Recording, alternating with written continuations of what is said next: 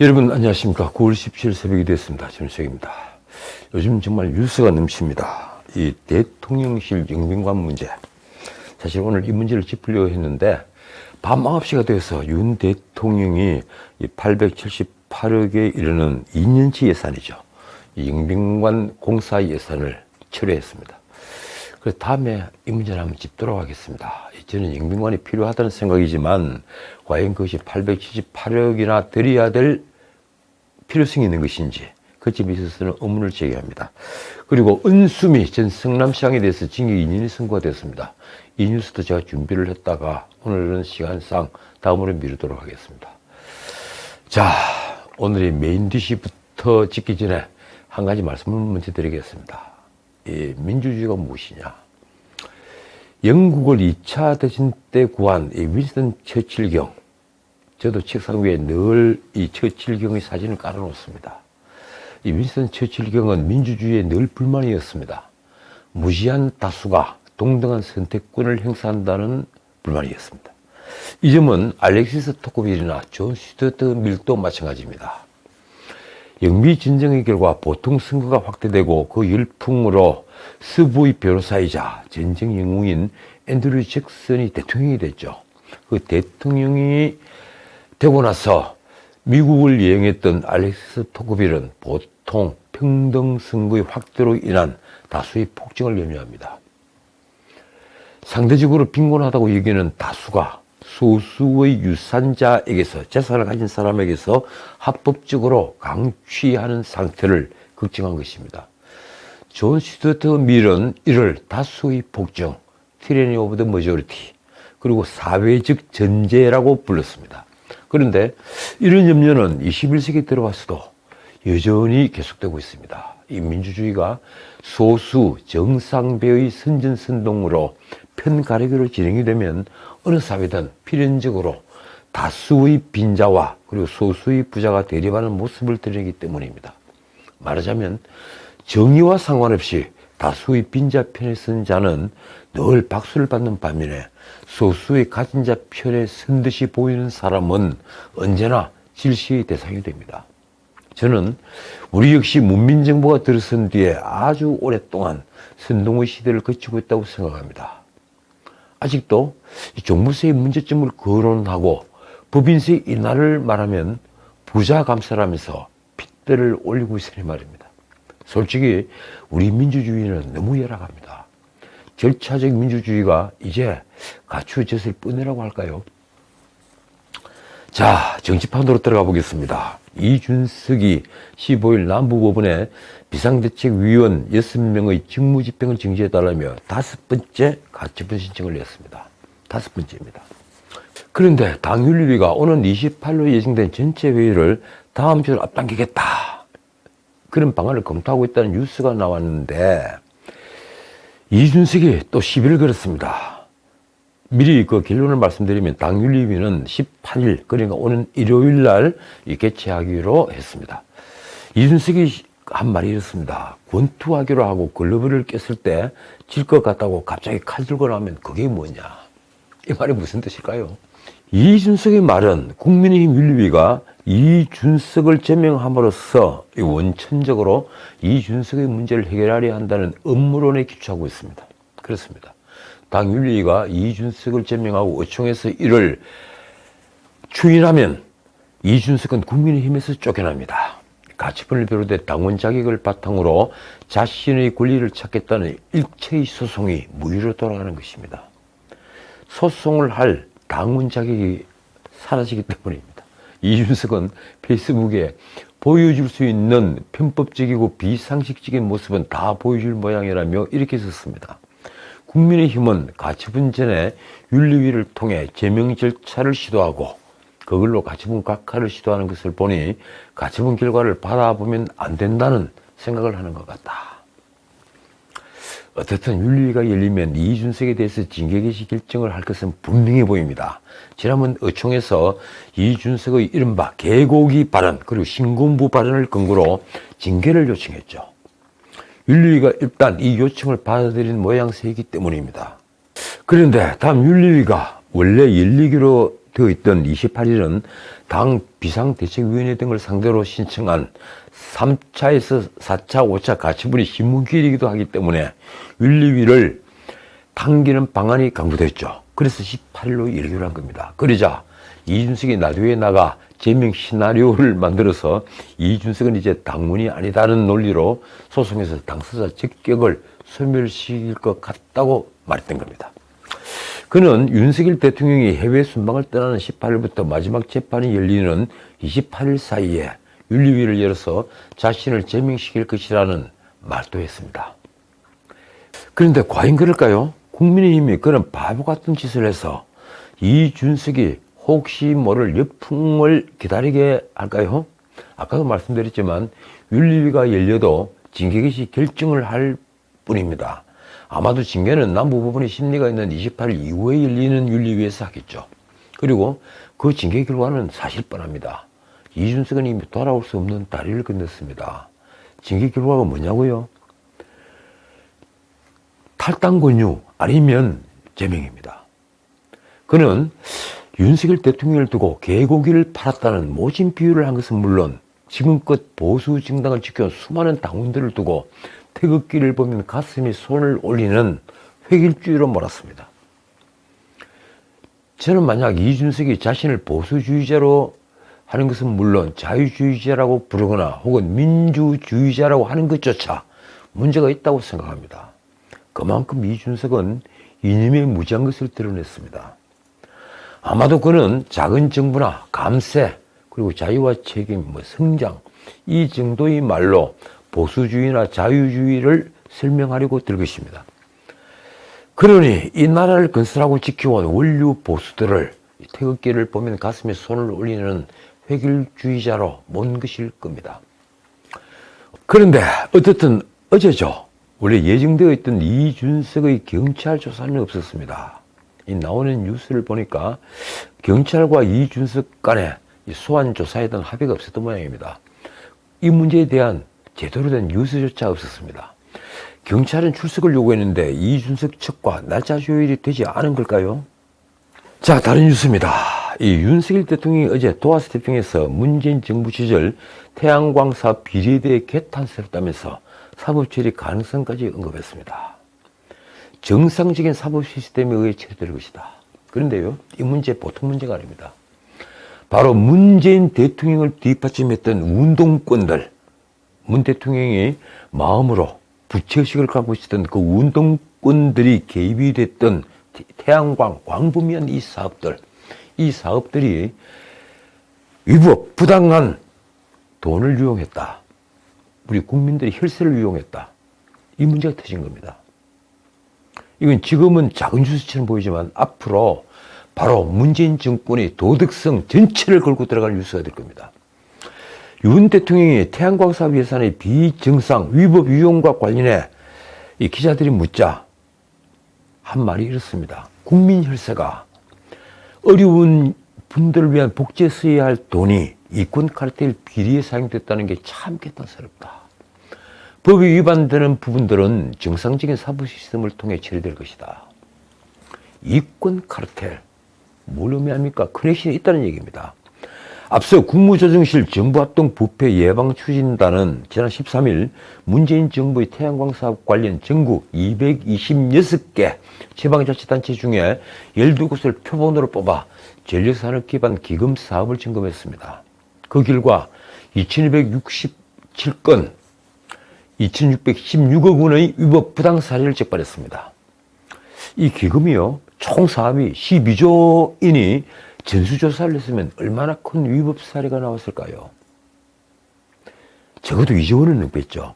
그러자 민주당은 불붙은 호떡집이 되어서 비판을 쏟아냈습니다. 오직 전임 정부를 괴롭히는 데만 관심이 많은 윤석열 정부가 참 한심하다. 과연 전 정부를 괴롭히기 위해서 윤 대통령이 이 문제를 들고 나왔을까요? 윤건영은 15일 페이스북에 또 윤석열 대통령이 좌표를 찍었다는 제목으로 이렇게 썼습니다. 이번 타깃은 태양광 사업인가 보다. 윤 대통령의 신재생에너지 정책 중의 하나인 태양광 확대 사업을 카르텔 비리라 규정하고 직접 사법 처리를 말했다. 제가 한 말씀만 드리겠습니다. 윤 대통령 검찰총장 출신입니다. 검찰총장이 되면요, 이른바 범죄정보 수집을 담당하는 검사, 그래 범중으로부터 온갖 정보를 매라심해 봤습니다. 거기에 이 태양광에 연관된 범죄들이 얼마나 보고가 많이 됐겠습니까? 윤 대통령이 누구보다 이 문제는 잘 알고 있다는 얘기입니다. 윤건영은 그 뒤에 이렇게 덧붙였습니다. 정부 민간 보조금 집행상에 발생한 현장의 문제가 대단한 권력형 비리인 듯 냄새를 피운다. 윤 정부 출범 후 지난 몇 달 동안 많이 봤던 수순이다. 그가 말한 윤석열 정부의 전 정부 때리기 패턴이 무척 재미있습니다. 이렇습니다. 대통령이 좌표를 찍으면 해당 부처가 반성문을 작성한다. 지난 문재인 정부가 잘못했다고 스스로 고백을 한다. 그리고는 검찰이 압수수색을 하고 보수 언론은 나라가 절단내라도 난 것처럼 난리를 친다. 정말 그랬는가요? 과거 문재인 정부 때 민주당과 친문 권력자들이 보여준 패턴이 그렇지 않았습니까? 솔직히 말해서 태양광 사업은 그렇게 좌표를 찍고 자시고 할 그런 사건이 아닙니다. 이거 뒤집으면요, 이거 뒤집어 보면 정말 문 정권에 조용히 있었던 것처럼 보였던 그 운동군들이 얼마나 어떤 짓을 했는지 모두 드러날 것입니다. 그렇다면요, 그건 도둑이 지하발질인 격입니다. 어쨌든 윤건영이 내린 결론이 이렇습니다. 지난 시기 서해 공무원 피격 사건과 동해 흉악범 추방 사건이 그랬다. 목표도 같다. 전임 문재인 정부 때리기, 그리고 철저한 모욕주기다. 정말 그렇습니까? 이미 서해 이대준 씨 피살 사건은 진실이 드러나고 있습니다. 그리고 탈북어민을 강제 북송한 것도 진실은 머리를 내밀고 있습니다. 어제 신문에 그 젊은 청년들 두 사람의 이름이 공개가 됐습니다. 자, 그러면 그게 단순히 전임 문재인 정부 때리기가 아니라는 것을 천하는 알 것입니다. 그때 윤건영은 무슨 말을 할 것인가요? 윤건영은 태양광 보급 확대는 문재인 정부 이전부터 진보 보수 정부 할 것 없이 노력해 온 것이라는 말로 슬쩍 태양광 난맥상의 책임 소재를 떼음입니다. 그러니까 이명박 정부, 박근혜 정부 때도 이 태양광 사업에 똑같은 이런 난맥상이 있었다, 이 얘기를 하고 싶었던 겁니다. 그가 말입니다. 녹색 성장을 강조했던 이명박 정부는 태양광과 풍력 사업에 40조 원을 투자한다고 큰 소리를 쳤다. 태양광 보급 확대를 위해 산지 태양광을 광범위하게 허가해서 산사태 등 사회 문제가 됐던 것 역시 박근혜 정부 시절부터의 일이다. 그래서 제 생각은요, 이 문제는 전수조사는 물론 책임 소재를 반드시 따져야 한다는 것입니다. 하나씩 다 따져봐야 됩니다. 어느 지역 태양광은 누가 어떻게 만들었고 어떻게 해서 이런 별을 만들었다, 다 따져봐야죠. 과연 이 나라 산야를 지금처럼 처참하게 파헤친 자들이 누구인지 그래야 우리는 알 수 있습니다. 윤건영이 말입니다. 윤 대통령에게 묻는다. 그때는 카르텔 비리가 아니고 문재인 정부만 카르텔 비리냐. 아까도 말씀드렸지만 카르텔이라는 말은 이권을 위한 불법적인 커넥션이 만들어졌다는 얘기입니다. 마치 마피아 조직들처럼 말입니다. 그렇다면 보수 진보 좌우를 떠나 이런 불법적인 조직은 발본색원해야 합니다. 윤건영은 태양광 확대 사업은 신재생에너지 확대를 위해 필수적인 정책으로 정책 방향성은 전혀 문제가 없다면서 이렇게 물었습니다. 그런데 실행 과정에서 문제를 가지고 권력형 비리, 카르텔 비리 운운하는 것이 상식에 맞는 주장이냐? 과연 권력을 끼고 이 나라 산야를 파헤친 것이 권력형 비리가 아닌 순수한 신재생에너지 사업이었다는 말입니까? 현장의 처참한 모습을 보았다면 절대 할 수 없는 말입니다. 그런데도 윤건영은 문제가 반복되는 이유는 신재생에너지 시대, 태양광 사업이 늘어날 수밖에 없는 시대적 상황에 어울리지 않게 규제와 단속이 약하거나 미흡하기 때문이라며 이렇게 말합니다. 전혀 새로운 것도 없는 내용을 가지고 거대한 권력형 비리라도 나온 것처럼 몰아가는 모양새야말로 개탄스럽다. 제가 장담하죠. 이거 권력형 비리 맞습니다. 그런데 저 역시 권력형 비리가 아니기를 바랄 뿐입니다. 우리나라가 정말 그처럼 비도덕적인 사람들이 지배했다고 저는 믿고 싶지 않습니다. 지금의 처참한 태양광 발전 현장이 단순한 사후관리 소홀과 단속이 미비했던 탓이기를 저도 바란다는 말입니다. 그러나 과연 그럴까요? 제가 보기엔 이건 꾼들이 그저 한탕한 것으로 밖에 보이지 않습니다. 그런데 은행권이 태양광 발전 관련 대출 잔액이 무려 1조 8,058억 원으로 드러났습니다. 2017년부터 올해 7월까지 은행권이 태양광 발전 누적 대출액은 약 2조 3,773억 원입니다. 말하자면 이 돈만큼 태양광 발전 설비가 우리 산야에 깔렸습니다. 문재인 정부 때 탈원전, 신재생에너지 육성 정책을 추진하면서 은행들이 태양광 발전 관련 대출에 적극 나선 것입니다. 정부를 믿었죠. 가장 대출 잔액이 많은 곳은 전북은행 1조 530억으로 총 잔액의 58.3%를 차지했습니다. 자, 다른 문제 짚겠습니다. 검찰이 어제 성남FC 후원금 의혹과 관련해서 두산건설 등 27곳을 압수수색했습니다. 압수수색 대상 가운데 기업은 딱 한 곳, 바로 두산건설 뿐이며 나머지는 의혹과 관련된 사람들의 자택 등입니다. 성남FC 후원금 의혹은 이재명이 성남시장 시절 성남FC 구단주로 있으면서 이 두산건설로부터 55억 원 상당의 광고 후원금을 유치하고 그 대가로 지난 2015년 두산그룹이 소유한 분당구 정자동 병원부지 3,000여 평을 상업용지로 용도 변경해 줬다는 내용입니다. 여기에는 지금 두산 빌딩이 들어서 있죠. 경찰은 지난해 9월 증거 불충분으로 이 사건을 불송치 결정했으나 지난 2월 검찰로부터 보안 수사 요구를 받고 7개월 동안 수사를 진행해 왔습니다. 지난 13일 경찰은 마침내 이재명을 제3자 뇌물 공여 혐의로 검찰에 송치했습니다.